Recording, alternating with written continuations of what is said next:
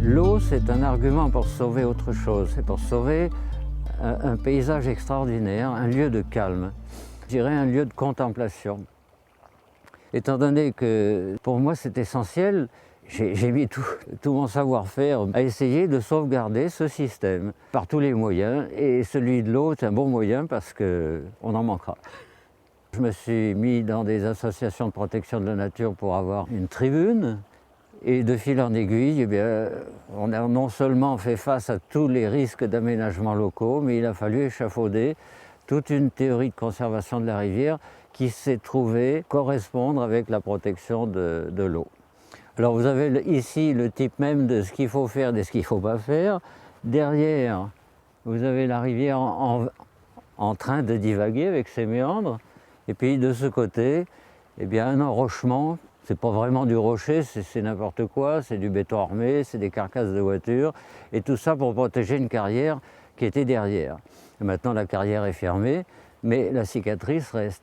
Il reste à faire, il reste à persuader les collectivités de s'engager dans des actions de restauration de la rivière, et surtout, ne pas continuer des aménagements qui portent atteinte à la rivière. Et si nous sommes ici, pas loin de Saint-Thior, c'est parce qu'il y a un projet de traversée routière à Saint-Thior qui va forcément faire passer la rivière sous la longueur du pont et empêcher la divagation à gauche et à droite. C'est même contraire à la directive cadre européenne, alors qu'on pourrait très bien faire passer la route ailleurs. Voilà, donc il y a du pain sur la planche, c'est pas fini. Et j'aimerais bien avoir quelqu'un pour prendre la suite parce que je ne vais pas durer éternellement.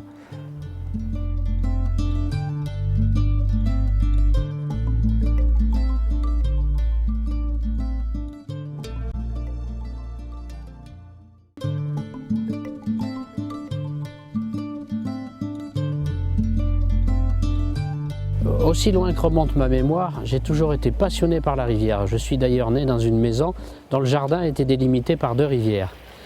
Et puis vers l'âge de 18 ans, je me suis rendu compte que personne n'étudiait la loutre en France et qu'on ne savait pas grand-chose.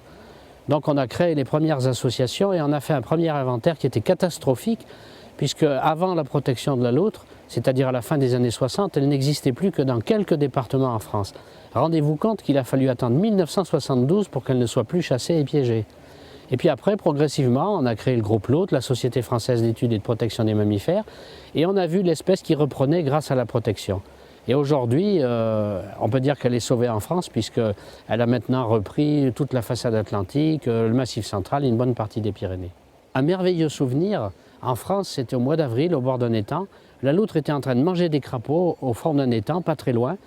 La lune est sortie, on avait le reflet de la lune dans l'eau, et d'un seul coup, la loutre s'est mise à nager et elle a plongé carrément dans le reflet de la lune, comme si elle disparaissait dans la lune et dans l'eau. Quand j'étais jeune, on avait appris un poème de Charles Péguy. Il y avait un passage sur la rivière où il disait « Toi qui passes toujours et qui ne pars jamais ». Et ça m'a frappé, c'est fantastique. Elle est toujours là et elle s'en va toujours. Donc pour moi, ça symbolise vraiment la permanence des choses, la nature, tout ce qui est fondamental, et puis l'avenir, la découverte, et puis le chemin qui nous mène vers les autres, vers l'avenir.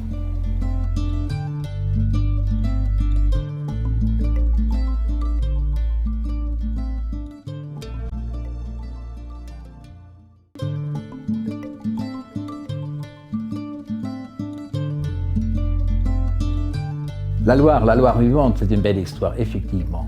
J'étais avant sur d'autres combats en Europe, avant de finir ici. Et puis, comme vous voyez, je suis toujours là. La Loire, elle m'a eu. Je l'adore. Et les gens qui se battent pour elle, les Nigériens aussi. Alors, c'est un fleuve qui vaut la peine, le dernier fleuve sauvage, comme on l'appelle. C'est un combat extraordinaire parce qu'on a commencé dans les années 89 comme une association de combat qui combattait un plan qui devait détruire la Loire avec un grand nombre de barrages. Et ici, au Puy-en-Velay, on voulait faire le premier barrage en Haute-Loire. Grand combat qui a réussi. On a stoppé ce barrage-là et d'autres par la suite qui étaient prévus. Et la dernière phase la plus importante, elle a commencé il y a quelques années, quand on a commencé à internationaliser la structure. On a établi des coopérations avec d'autres Loires vivantes ailleurs, sur le Rhin ou autres, partout en Europe, sur les 50 bassins de fleuves majeurs.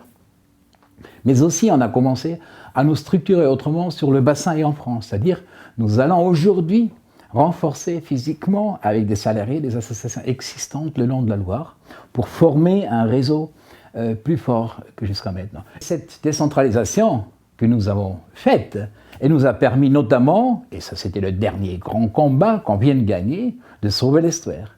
Parce qu'il était menacé par un grand projet d'extension du port à Saint-Nazaire, d'Angers précisément.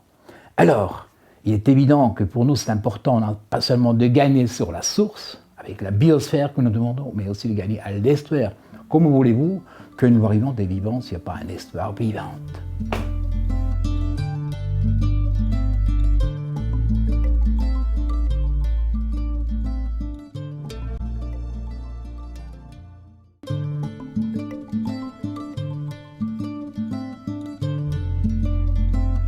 Jacques Blanquet, c'est un bagarreur. Jacques Blanquet, il a été pendant quelque temps considéré comme le shérif des rivières. Je me souviens d'une page dans un magazine, dans un hebdomadaire, où le shérif des rivières sévissait notamment dans sa région de Lozère.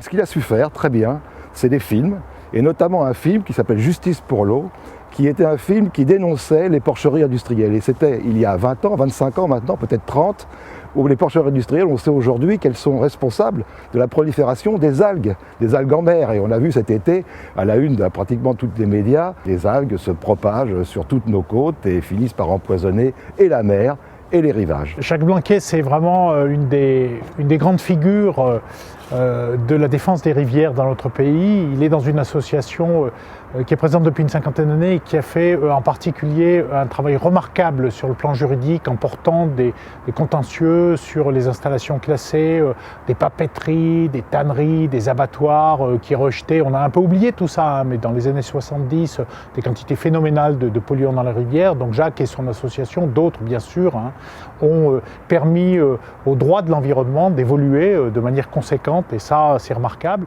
C'est un des militants écologistes de terrain, avec une grande compétence technique, réalisateur de films aussi, qui compte dans le paysage des ONG françaises.